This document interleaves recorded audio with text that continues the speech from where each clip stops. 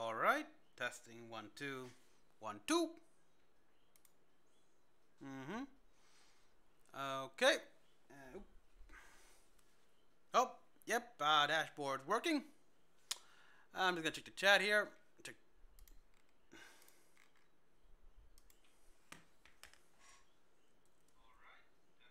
Oh, there we go. That was a problem.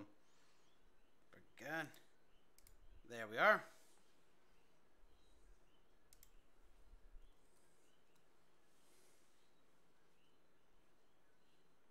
Perfect. And I'm guessing the Windows works as well, so who cares? Alright, everyone. It's just testing out if everything's working here, the chat and all. Alright, welcome Flying Rabbit. Let the chat fill up here. So, anyhow, welcome all to my live stream discussion of Genlock episode 3 here. Okay, I'm a little late for this here. I mean, Genlock episode 4 will start tomorrow. But with Kingdom Hearts and just a bunch of other stuff taking my time here, I was slowed down. I was hoping to do this somewhere about Wednesday or Thursday. But again, Kingdom Hearts 3. What can I say? And now everyone, so yes. Again, talking about Genlock here. And I warn you all, it's in the title right now. There will be spoilers. Okay, how's it going? Flying Rabbit? Yes, so far I've had a average week. Typical what to expect, you know, with work and everything like that. Kingdom Hearts 3 has made me happy, of course, a lot better. But as it stands, I've gone 2 days without playing the game so far because I was setting up for this. No regrets, not complaining, just saying the obvious here. But anyhow, I want to get on with this here because I'm enjoying it so far. We learned news about what's going to happen in episode 4 here thanks to Rooster Teeth's Twitter feed.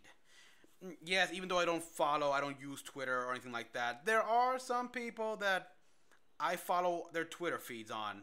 Rooster Teeth is one of them. And they revealed that episode 4 will talk about the Ether, which is Genlock's evolved internet, basically. The augmented reality space.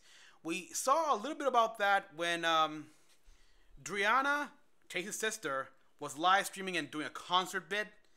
That was done like in the ether, if you will, and we even see advertisement on that, like be your inner self and all that. So we're gonna see what it's like. My guess is gonna be centered around Cammy in some way because she is a tech girl. So yeah, that'll be something. But for now, let's talk about this first episode here. And episode 3.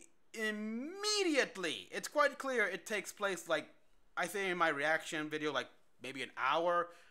In reality, it's like 10 minutes in, because we see the guys here, they're still cleaning up the mess. The bodies that the fake Sinclair has done, yeah, they're cleaning up. We can see they can see how they suck up the literal residual nanites in the controls, and in the background we hear Cammy like pretty much voicing what all the other two are thinking. Like they get called in here and everything, and they're suddenly attacked, and the spy that was going to try to kill them gets fried by the very machine they want them to test.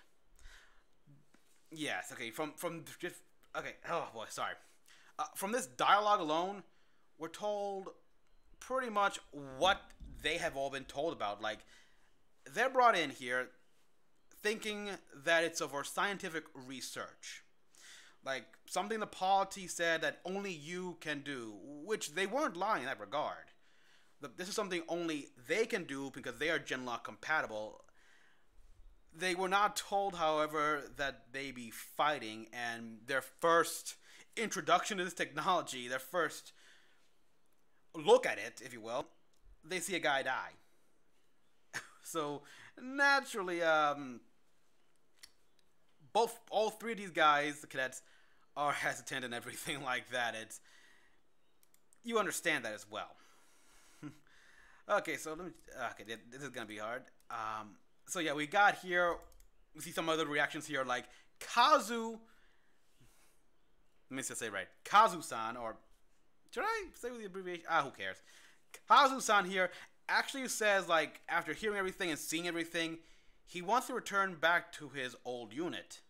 Which you can't believe he's saying here because... Yeah, okay, Oh, okay, I love how we're getting reaction. Okay, Spaceman, welcome, and Flying Rabbit, I think I said this clearly. Yeah, I'll say this in episode 3 reactions, but let me tell you all this right now. Now, Rooster Teeth has gone on and stated quite clearly in the guidelines here that while Genlock will remain a first members exclusive show, reaction videos like mine can still be posted so long as it's done 1 week after that episode has been put on the website. So, yes, every Saturday at a specific time, I will post my reaction to episode of Genlock. Now, sorry, let's go back here. So, yeah, we got Kazu saying he wants to go back to his old unit. Something that he can't believe he's saying because we've seen for the character reveals that he didn't like his old unit and that feeling was mutual because they couldn't stand him. He was insubordinate and everything, and yeah, they were happy to see him get kicked out or transferred, as it were. Meanwhile, we got Valentina here, who for the most part just wants to watch, thinks it's fun. Kind of gets on Yaz's skin here. Yazan, my bad. Yaz's skin. And she kind of berates these guys in a way, like, look at the party you've thrown. We have a spy dead, a ghost who's also dead. He's talking about Chase. And hosted by the absent-minded doctor and his union stray he picked up. Oh, yeah, those are fighting words. And literally, like, we see Yaz and Val here just get right in their face. They get right in their face and everything like that. They're spouting lines. I swear, if you don't have the subtitles on, you won't get it. But we see some a little bit of their backstory here. Just let it all out. Like, Val quickly said that she'd been fighting Union for a while, and Yaz actually she closes up well, where she screams, "It was not my Union." Again, this is an interesting quote right here. It was not her union. What was her union? What was the union here? Because leading theory so far among the fan community people is that the union is run by an AI. That's all. I stress fan theory. But yeah, it's believed it's run by AI that actually wants to merge all consciousness into one or something like that. Think of it like what Megatron tried to do in Beast Machine's Transformers here, absorb all the sparks and everything. But yeah, it become one singular consciousness. And thereby, no compromise or anything like that, no issues or whatever. We don't know that. I mean, we still, as it stands, we still don't know anything at all about the Union except that they are very, very brutal in their approach. Very ruthless. To the point where Yaz here left and joined the party. That being said, I would like to know how it started. How did this autocratic society that pretty much anyone can be with the goal of essentially becoming monoculture come to be? Where was it founded? How did they gain a movement? There's so much questions we don't know yet. And we're not going to find out in this episode, by the way, because this is about dealing with the shock and trying to convince the new cadets to join and stay on Genlock. So, people who have been asking for what's the Union, what's it all about, you're going to have to wait a bit more. But anyhow, yes, we got right here, the doctor is being called to the colonel because after everything that happened. And I love it right here. This kind of answers a certain question we had as to what is this guy? Who is this Data-looking guy? And we all thought he was a robot, No, he's no robot. He is AI of sorts. We don't know what kind, but what he is an MR overlay. It was kind of, it should have been obvious actually, because even in episode 1, you could sort of see right through him. Like he was transparent. That should have been a given, but we didn't. But I just looked over that, thought it may have been issues with the animation itself, but nope. He is a essentially a augmented reality overlay. Anyhow, so yeah, just that little bit of information is nice to know. Let me just check out this. Okay, just yeah, seeing someone die. Yes, they are in shock. What's so okay? So yeah, okay. Now we go here because Colonel has been calling for the doctor here, and we see just how bad it is. Now, let me just remind you all of this, people. This is taking place like 10 minutes after the end of the second episode. Which means just yesterday in universe, they had rescued a bunch of refugees from the Underground Railroad and were recently attacked. And now here we hear that the Vanguard is losing ground again and has to take in more civilians. This is how bad the war is going for the polity here, where they constantly keep retreating, pushing back, and the Union keeps claiming territory. And it gets worse eventually. But anyhow, after the attack here, the Colonel, she doesn't want the Doctor and the Genlog program to be here. Things have changed. We even get this little hint here about her superior here, which his name is Holcroft. Based on a dialogue in a further scene, a general, I think, in the army, maybe not, who knows, but yeah, she wants Weller and his team out of here because it's no longer safe. And she makes a good reason for that too.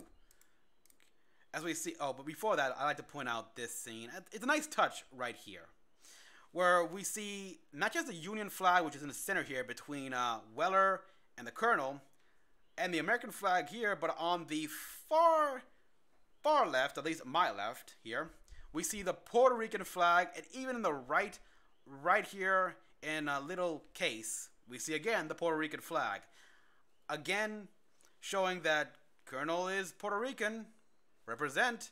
And what really, I gotta applaud Rooster Teeth for this one here. What really sold her as Puerto Rican to me, as speaking of Puerto Rican, was when she did this. She stated all the reasons what happened, and then she goes, Dios ayúdenos. That is so Puerto Rican right there. I mean, people would say that's a stereotype.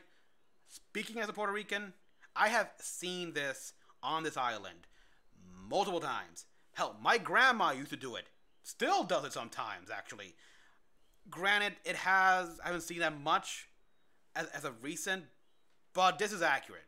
As far as I know, this is accurate. Nice touch. But anyway, like I was saying, the Colonel points out that they can no longer stay here. The Union did attack them.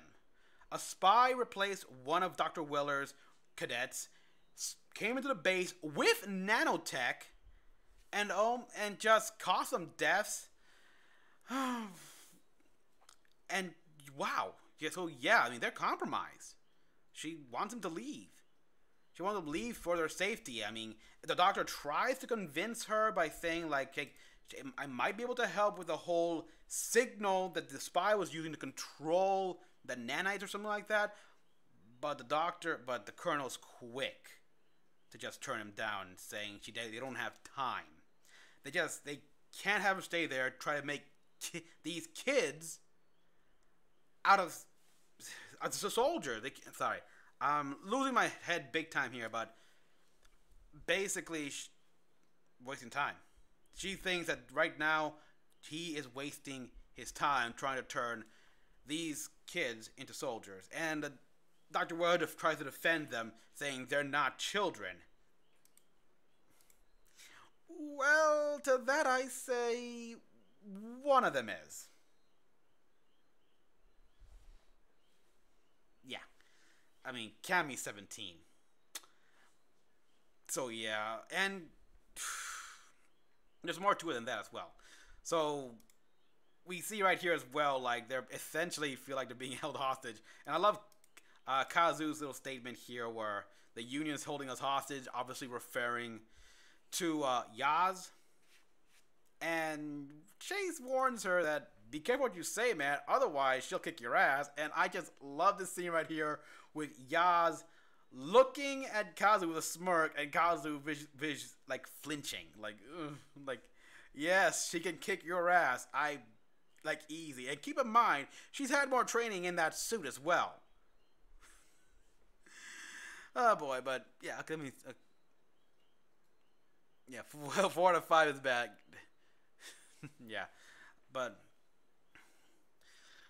of course we also see here like Kazu's agreeing with Kami to just leave, and they already feel like prisoners here, and they technically have been deceived in a way, or not, or at the very least not told the full truth of why they are here.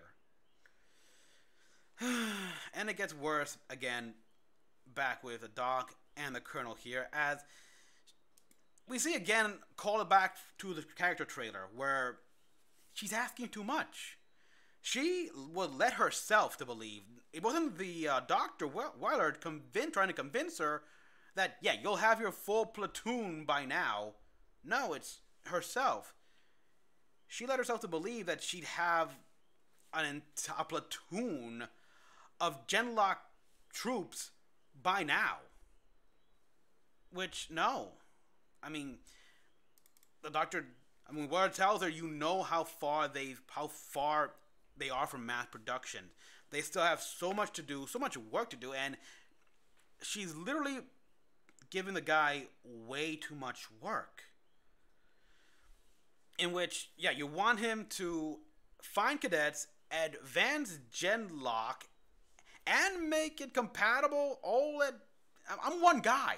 I love his joke where, I can't clone myself.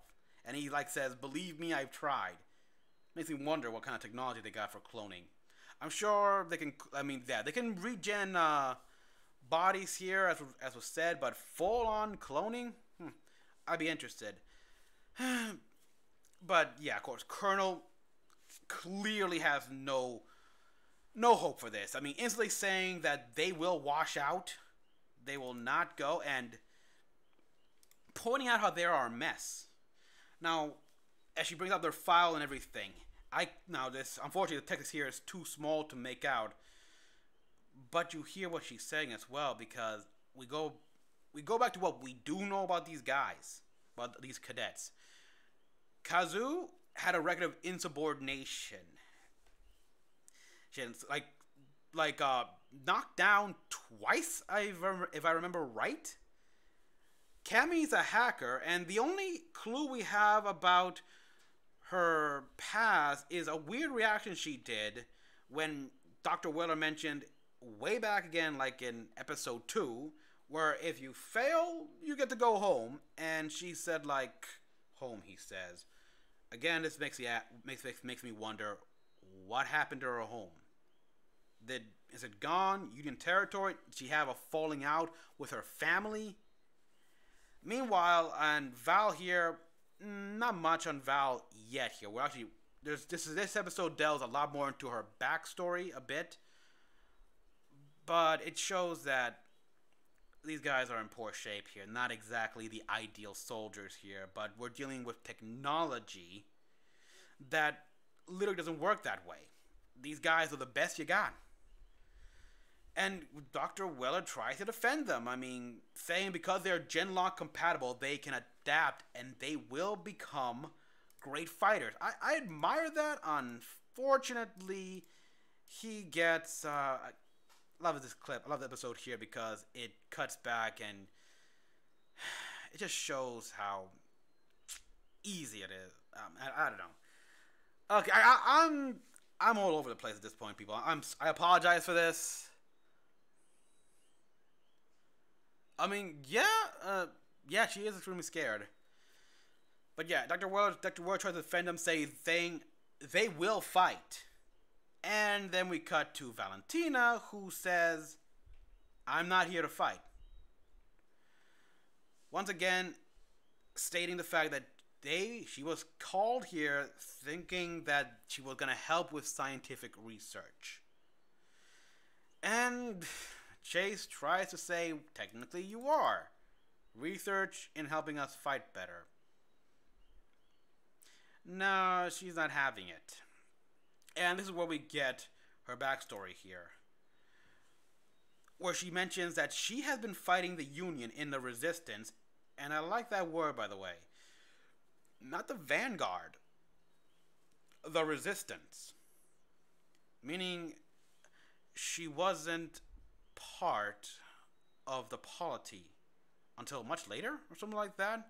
Or, again, we don't know much, but we learn that she had been fighting the Union even before New York. She states herself she'd been fighting them all her life, and eventually she just got tired. She was finished with it,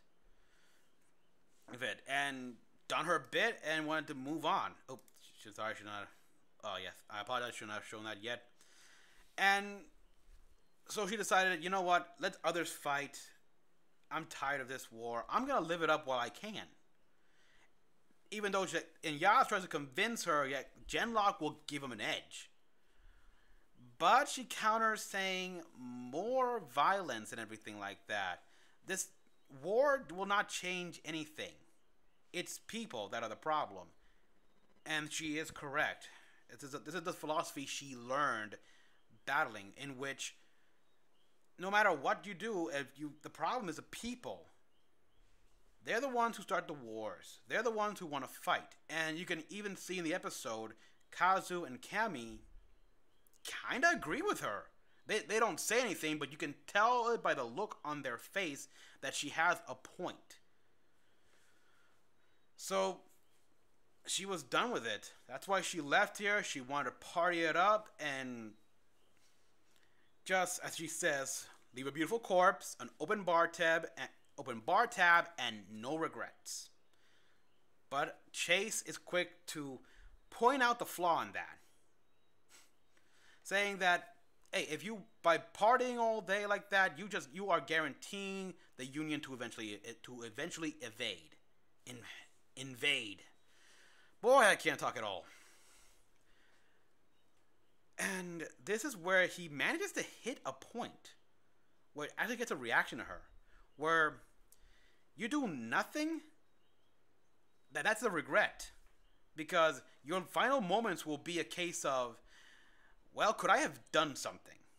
Could something I've done, a more contribution, could have changed this, could have prevented this nanoswarm from invading this dance club I'm in right now. And it really hits her. And again, I admire Rooster Teeth by this, because we see the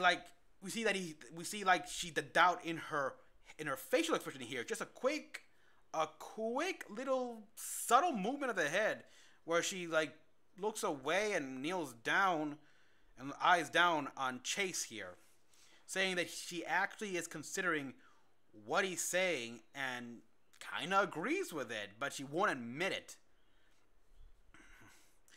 So yeah, but none of that really matters at this point. Well, some of it does, because sorry. As we cut back to the Colonel, we learn the hard truth here.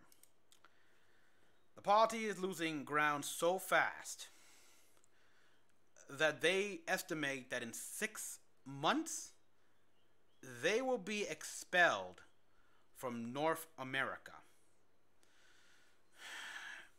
So yeah, they got 6 months to try to get this to work. Otherwise, they'll come in, they'll take over, and Dr. Weller will probably be working for the Union one way or another. At the very least, they will get his Genlock technology. So what's done is, again, there's no time for regrets, and there's no time to take back the whole thing about Genlock hadn't been militarized, the Union wouldn't be up our ass, because pointless right now. Even if he stayed in the West Coast, which apparently that's where he was stationed, the Union would still bring him in. So Colonel says, use that fact to try to convince these guys. And you can see by Dr. Weller's face in that episode where he is not fond of that. So yeah, this episode so far is focusing more about, again, the fallout, the doubt and everything like that. They don't want to be here anymore. They're scared. They were in shock, and for good reason. And now they have to try to convince these guys to stay on board to help progress the technology after everything. And that's going to be hard with some of these people. Okay, Val scratches me as a yes, she is indeed a realist, albeit a very pessimistic one. And I know the joke about people saying a pessimist is what an optimist calls a realist. It's a bit more. Bladefly, welcome to the stream, but yes, so, and we also learned that, I love this scene right here, where Val said that she trusts no one, is why she's lived that long, typical, and you can see Cammy's reaction here, where she literally goes, like, it's cute right there, like, cause that is a cliche line. Boy. But yeah, the doctor comes in again and tries to convince them. Okay, look, I'm asking you all, give Genlock a chance, just one chance. If you don't want to be here, fine, okay. I'll tell the Colonel whatever you want, that you weren't compatible, that you're not fit, and you guys can go home. But just give it a shot, one shot. And they do. Fortunately, they do. They give it a chance, slowly. They want to see exactly how this works. Before that, I'd like to get in this scene here, which kind of interesting to know Kazu's mindset here, because he said the same thing he told two superiors in Japan, where I don't fight because somebody told me to. My question to that is, if that's the case, why did he become a soldier? Because soldiers are all about obeying orders. Like, you're told to fight. That's what a soldier does. You obey orders. If a commanding officer tells you to go fight, you go fight. That's what you signed up for. I mean, granted, there are times you can disobey an order, specifically, I believe, when it's an illegal order. I mean, you shouldn't follow that kind of order. But you sign up in the military, you're essentially becoming a soldier. You gotta obey commands from your superior officer. So my question is, why did he join the military if he doesn't like to take orders or being told to fight someone just because he was ordered to? It's kind of, what's the word I'm looking for here? It's a kind of a conflict of, well, yeah, I don't get it. I honestly do not get why, but anyhow, yeah. So they see, of course, how Yaz gets in her mech. They sort of see the project, how it is when you're actually compatible. And I love the scene where apparently she's got a name for her Holon here called Huma. That's nice. I love pet names. And yeah, they see her in the monitor here moving up, and I love the look on their face, says it all. They are interested, or at the very least intrigued by this. And the dog explains here something new as well. Like, not only do you have to be neurologically compatible, but you also gotta be psychologically fit. This is an interesting little topic here, because this is the first time we're hearing of it. Now, I think what he means by this is that, first of all, you have to be neurologically compatible to even qualify for this procedure. The psychologically fit part is, I'm assuming, to lower the chances of any psychological issues, because as stated by the creator of the show, Genlock discusses about identity and just how will the going back and forth with your Holon affect you, and the experience you gain. If I guess you gotta be a certain psychological profile to to best suit the mech here, because well, who knows yet what could happen. Personally, though, I like to think that if you don't fit in a proper profile, there's a chance that something might go wrong with the transfer process as your mind literally goes into the Holon. But that's just my theory here. Oh, and of course, the doctor eventually decides, so who wants to go first? And of course, Cammy here draws a short straw here, and I just love the pouty face she gives out. So, yeah.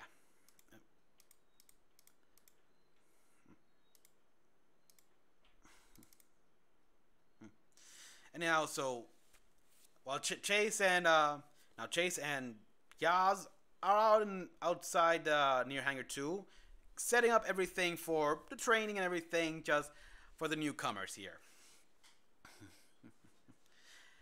Here, and we even see some features of the Holon here, like he's got an auto aim assist. I like this feature. It makes it look so much like a video game, and it really makes me hopeful for a Genlock video game now. And seriously though, if you're gonna fight a war, have all the cheat codes you can get. And of course, we see another feature of the Holon. Where we see right here where Jace grabs the ball. Yeah, for the training and everything like that. And he quickly can see all the way from the hangar bay doors. And keep in mind, people, from where he is to where they are, it's a very good distance away. And yet he can hear and zoom in perfectly to eavesdrop on their conversation here. And it's a very interesting conversation, to say the least. Now, when I first talked about Miranda here, I mentioned how it looked clearly after 4 years, she's moved on and everything like that. And I also figured she decided not to get a new boyfriend because after losing everything in the war, focus on the battle and then try to find a new man or something like that. That's the mindset I thought she was in. It seems, however,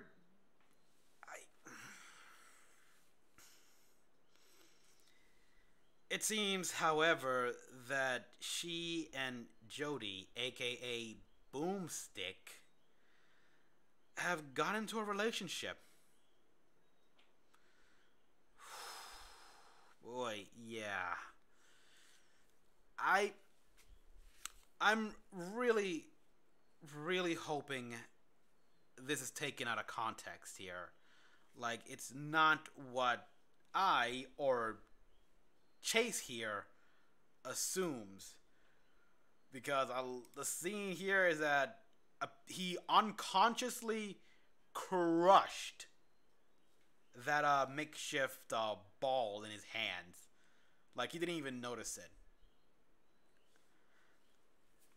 I mean, realistically, I should have expected a possible, a rebound situation with Miranda. But seriously, this kind of hurts. It really hurts, and it's definitely gonna affect working relationship here.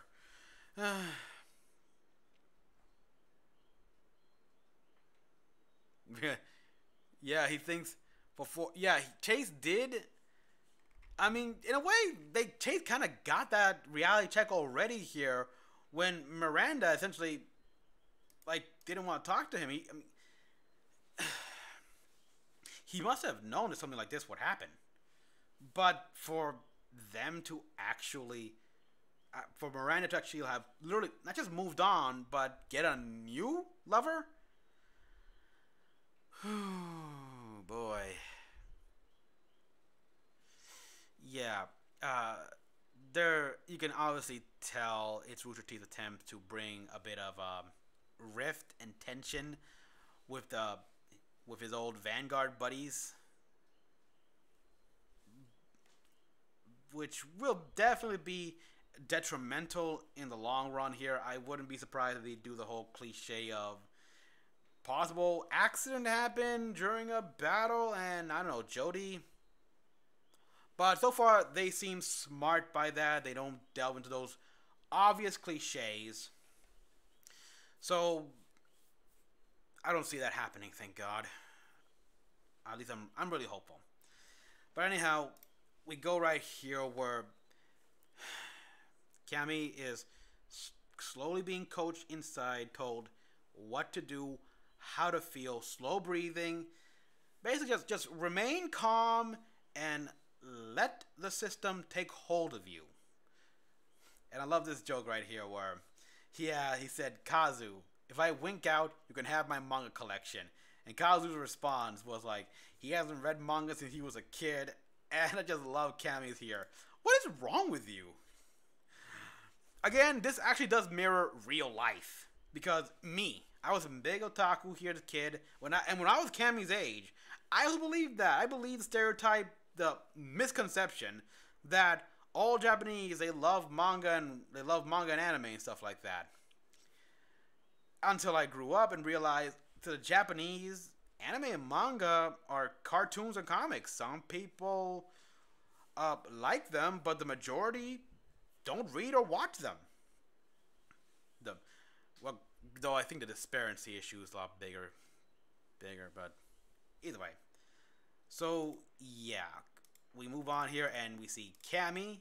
She's in her mech. She's in her haul-on for the first time, and I love the look as she slowly looks at her arms, just lifts her hand, and she is taking it all in, and just seeing the haul-on move without the armor here, and just how expressive it can be with those subtle movements, and Cammy being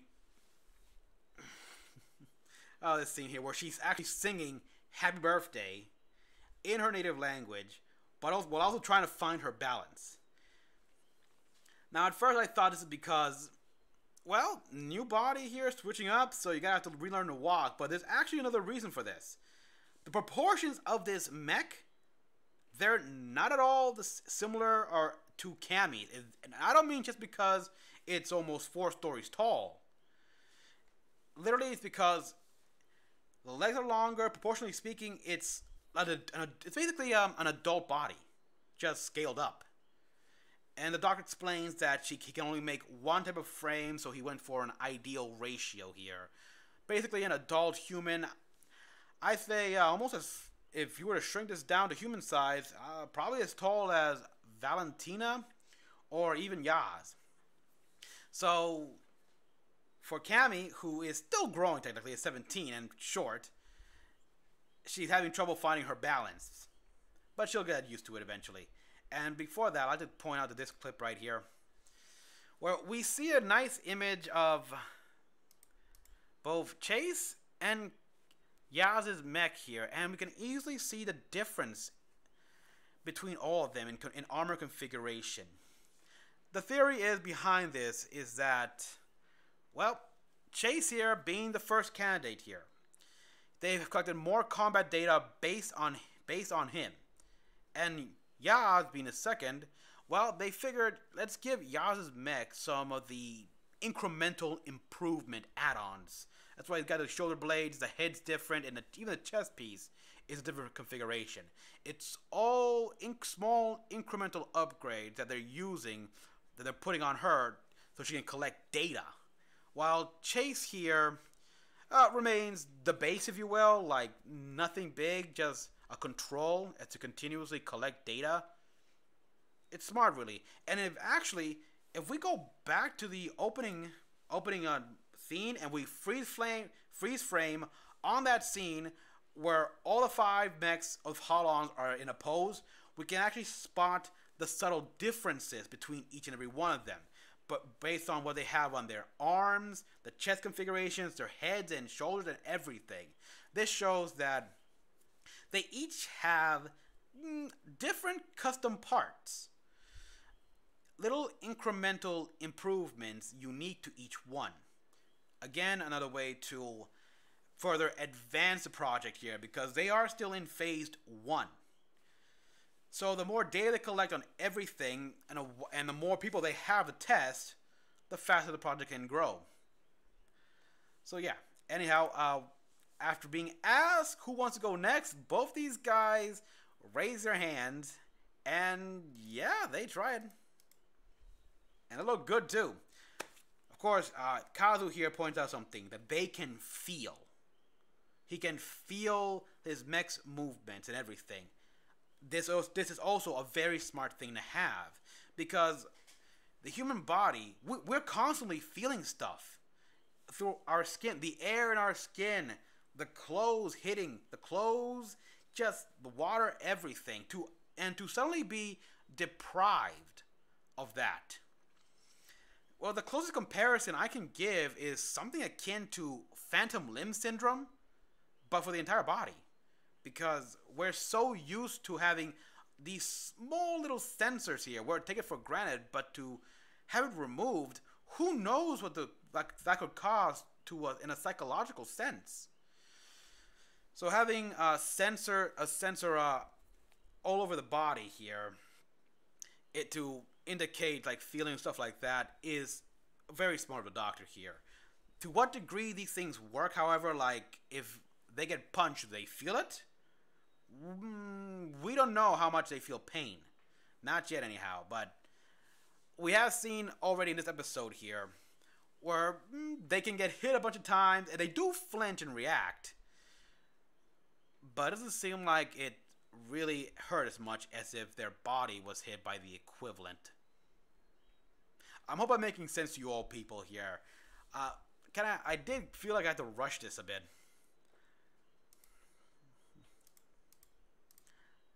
But anyhow, we also get another interesting clip here, which, if you see here, it says maximum safe upload count.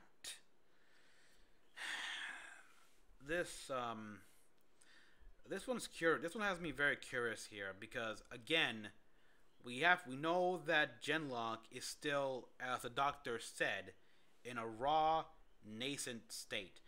There are still so many problems to tackle, so many issues both known to address, and then there's whatever unknown issues that can pop up as they continue testing everything. And this apparently appears to be a limit, because after this he says, and many happy returns as possible.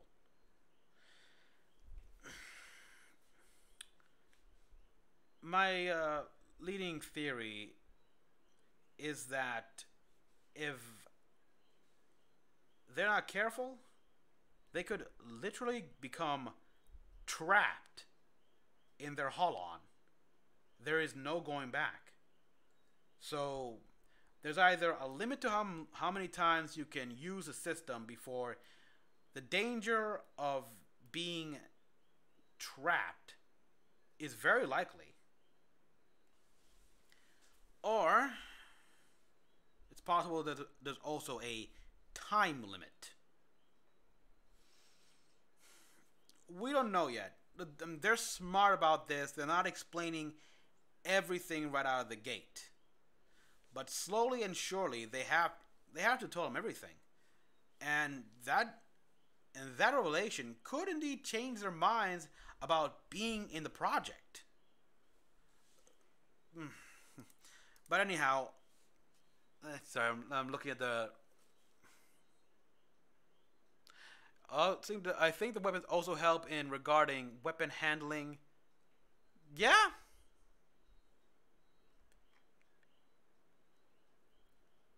If the brain can be digitized again, we don't know yet. Like I said, this is the first time this kind of process has been done. It's still in its prototype stage.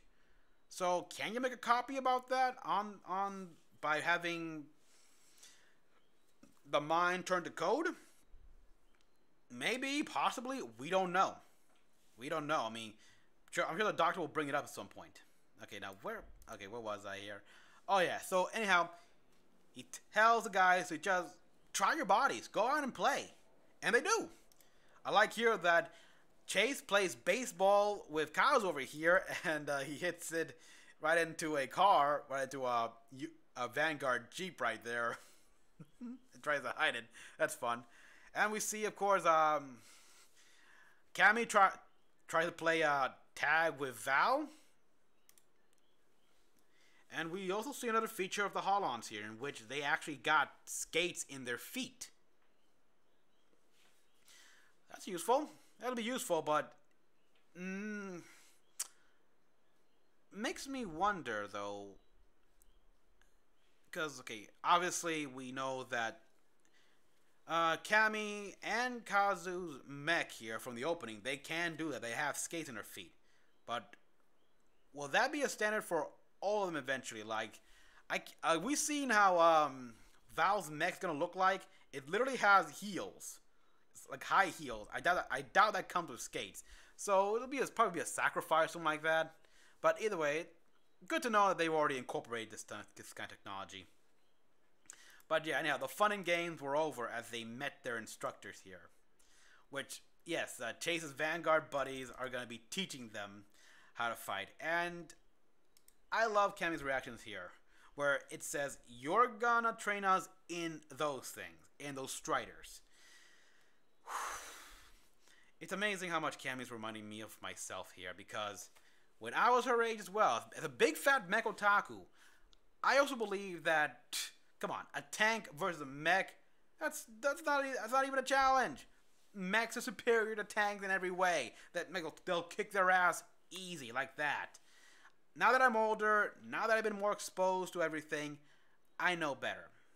Now, while I still believe that mechs eventually, once the technology evolves here and grows they'll be superior to tanks in performance. However, how either one performs and fights and everything depends squarely on the operator, to the point where a mech whose performance, I suppose, always admit outclasses the tanks, could still lose to a tank, as we see here. A certain mech otaku learns that lesson the hard way. This is from Super Robot Wars, OG Divine Wars. Yeah, Ryusuke thought the same thing I once did, and know that what Cammy here thinks as well, and paid the price for it. He's lucky that was just a training exercise, by the way. So yeah, we begin the training exercise here, which is a nice simple game of capture the flag. Nice little red versus blue reference right there. But pretty simple, just grab a flag, and that's it. It goes as well as you'd think. Yeah, they lose, and they lose again, and again, and again, and again. But they do show that they are getting a little smarter with all this as well. As we see, Cammy here tries to use her skates, but she's still not used to her body, as we can see right here. We got Kazu here, who uses Cammy as a freaking metal shield, which I'm pretty sure this is his way of getting payback on Cammy. For like making fun of his name, like she calls him Kazoo, like after the musical instrument. So yeah, this is a way to him getting back, and Val actually was the one who got closest because she hid behind a move. She tried to go around these guys and hide behind a moving van. So smart there, but we eventually also learned that the Striders can indeed fire like a complete 360. Too bad. But they were never expected to make it out of the gate. Let me just close all these down. So yeah, we see what it's like for these guys. They're not gonna win eventually. However, Chase eventually decides to take part in this, to show them what it's like when they're all trained up and everything like that. What the goal is, basically. And he does perform pretty well, dodging and maneuvering and even catching a freaking missile and launching it right back. But of course, that's not the real reason he's doing this. The real reason is to, like, just... Yeah, it's because he's jealous. It's because he's jealous and he kind of wants to scare Jody here. It's like, wow. I mean... Oh boy. Yeah, he is not taking it well, which is to be expected. But I still enjoy what we see here. Just how good he is. And we also, again, illustrating the difference in performance is all based on the operator here. Three guys could not pass these guys. But one guy here who is trained, who knows how to handle, is making a mockery of these three guys who are just as trained, if not technically a bit more so, than him. Because keep in mind, Chase was a pilot. He flew planes, jets, fighters. He's not a mech guy. He was not a walker. These guys technically are more experienced in land combat, and yet Chase is literally like running circles around them. So this illustrates just how effective Genlock is, where this guy who only had 4 years of experience in this thing is beating out three guys who've had how many years of experience just combating like this? So I like that. Okay, let me once they do better once they apply the camp flag. Oh, what? That was wait. It was a camp flag? I don't think it was. I kind of like where she is the youngest. She is the most. Yeah, that's the whole thing. It's because she is the youngest. She's not even technically a soldier, so she's potty mouthed. That was the whole thing that Gray said. Cammy is supposed to be the most moe of the characters, but also has the foulest mouth. She's not she's 17 years old, by the way, so as a fact, and she's a civilian technically. Anyhow, so yeah, and then and then we see this thing here. We heard about this for when Dr. Weller came to see the Colonel here, how medevac's on the way, and they're gonna land in the base here, and we just see how bad the war is. So many refugees coming in. This is just one ship, people. At least 3 more landed, and they're overflown already. And then we got and a perfect opportunity here because we get Doc's speech here, where he tells how if you watch it in the TV, you get numb because you're constantly shown all this stuff, the injuries, the malice, the unscrupulous greed. He gives a good speech, pretty much showing that they want you to become numb. They want you to see this and like not react, and that is a real life thing here.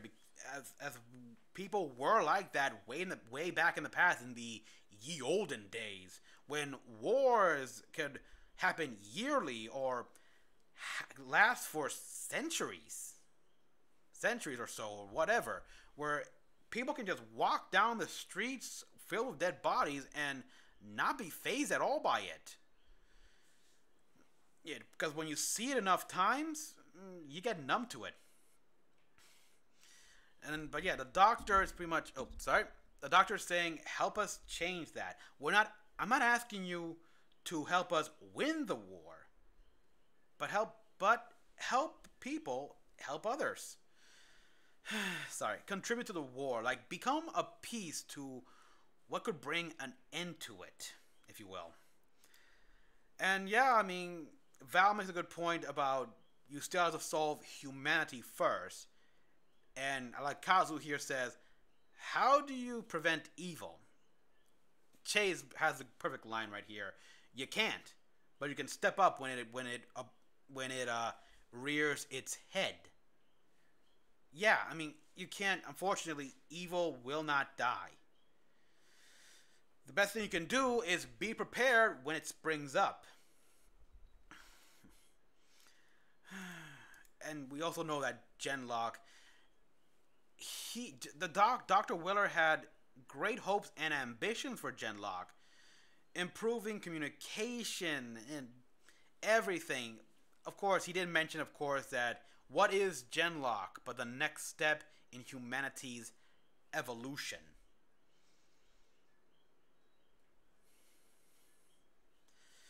When I hear that, klaxon alarms go off, wailing in my head like there's no tomorrow. Because experience has taught me that whenever someone says that, they're crazy. They want to essentially, like, get rid of the old so the new can rise up. Look at Magneto, for crying out loud, from the X-Men, and the whole get rid of the old humans, make way for the new humans. Or recently, I've gotten back to being interested in Resident Evil.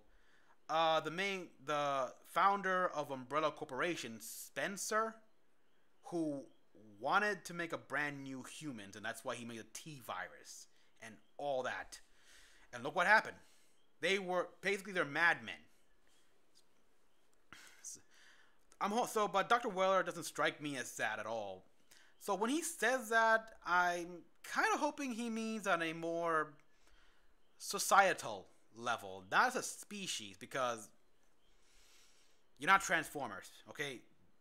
Humans are not Transformers here. We're not Cybertronians. We turning into machines won't mean we evolve. No, if anything, it means we become stagnant. I'm sorry, but that's what it is. So yeah, so I'm gonna take it that he means evolve on a societal level, not on a biological level.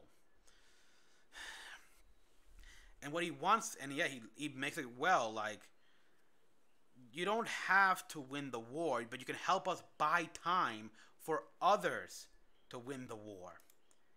And we see what each one wants to contribute here. Like, Kazu, he wants to fight the Union however he wants.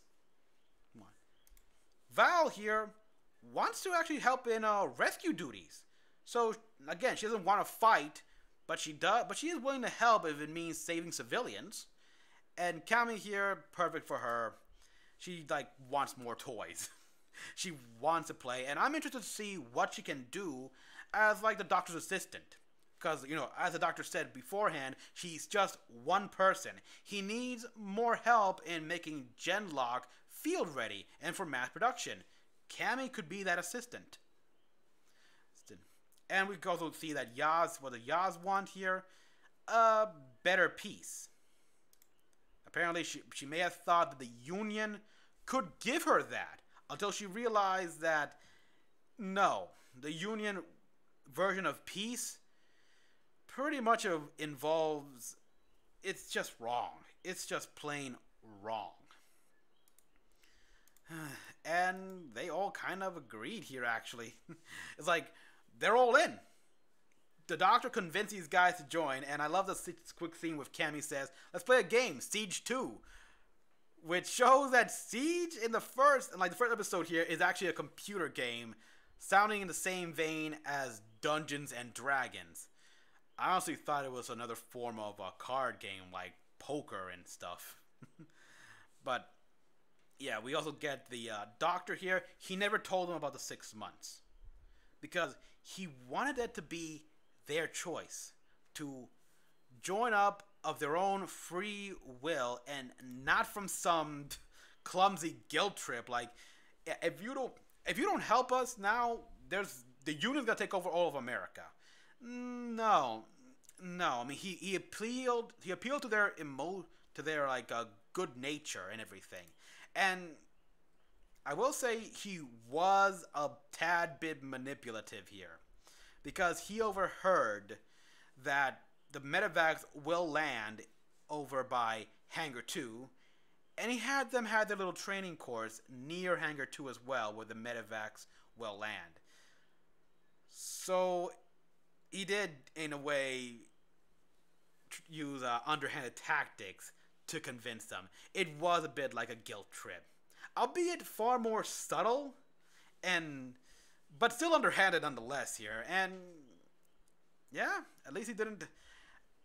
But okay, he didn't have to go directly like, hey, yeah. I don't know what to say. I really don't know what to say. I mean, I watched the episode so many times now for this, but Jesus. Still, it's hard to really pin down this man.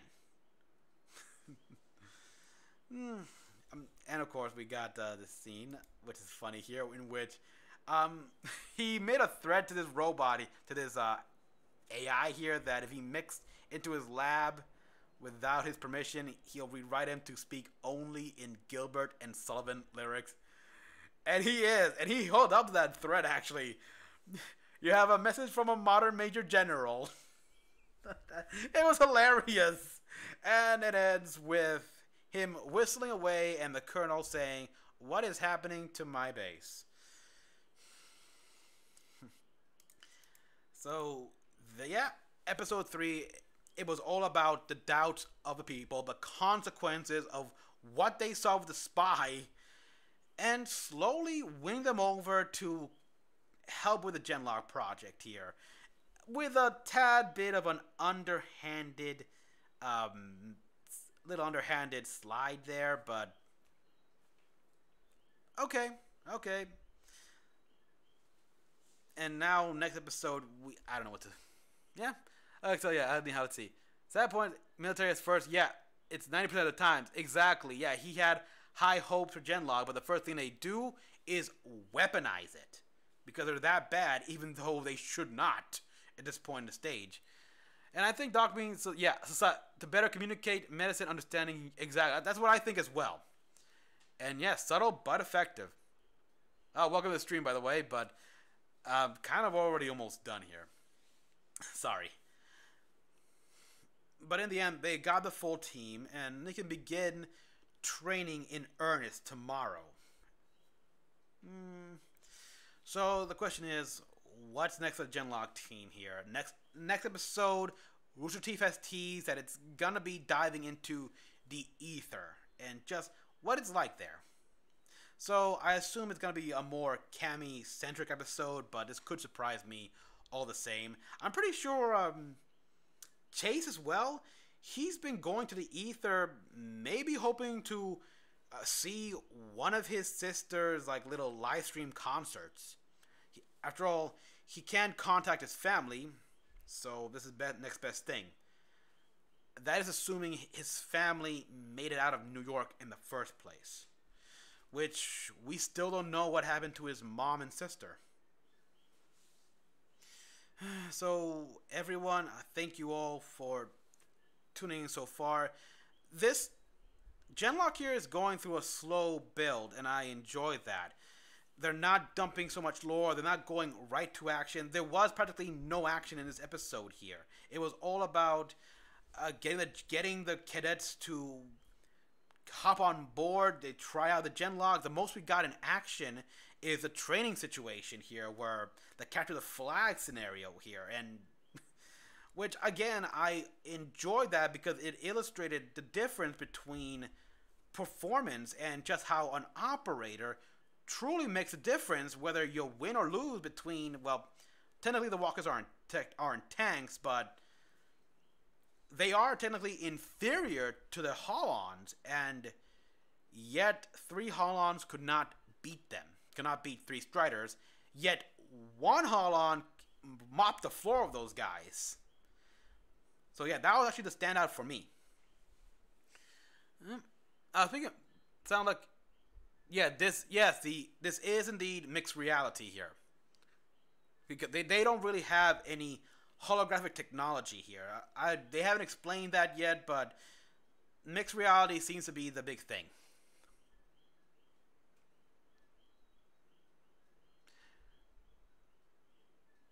And around him, he sees him more or less. Yes, I mean he's mixed into the basis system, so he can technically see everything much like a human does. But he can also see through the basis cameras and everything. Yeah, this was a great episode. Very nice in the world building and character building. The most we learn about one of these characters is Valentina and how she has been fighting the Union for quite a long time, actually, since apparently all her life, as she says, which we don't know how long that is, but it was enough for eventually her to say, I'm done, and I'm just going to live it up for as long as possible before the Union kills me. Just, again, this also shows how war changes a person, and how they can eventually become indifferent to it. So, yeah, and who knows what we'll learn from the other guys here. I'm curious about Kazu, and I'm very curious about Cammy. And let's not forget, probably the most interesting character of all is Yaz, and how she was a Union. She apparently was captured because she was in the Mesa Detention Center, and eventually she joined the polity in the Vanguard, or I think specifically the ESU, when the Doctor recruited her.